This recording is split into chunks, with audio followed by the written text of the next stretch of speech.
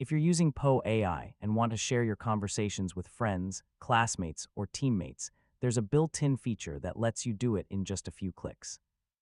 In this tutorial, I'll show you how to share chats in Poe AI step by step.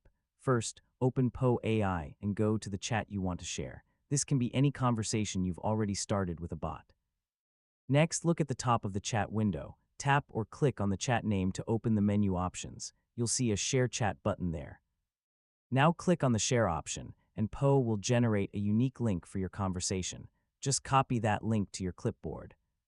Once you've copied the link, you can send it through WhatsApp, email, or social media. Anyone with the link can open the same conversation view. Depending on your settings, you may be able to share just the bot response or the full conversation thread. Always double-check before sharing sensitive information.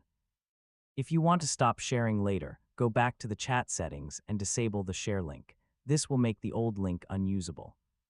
Here's a quick tip before sharing. Rename your chat so it's easier for others to understand what the conversation is about. And that's how to share chats in Poe AI. Yeah, it's a simple feature, but it's really useful for collaboration, studying, or sharing AI-generated ideas with others. Thanks for watching and good luck.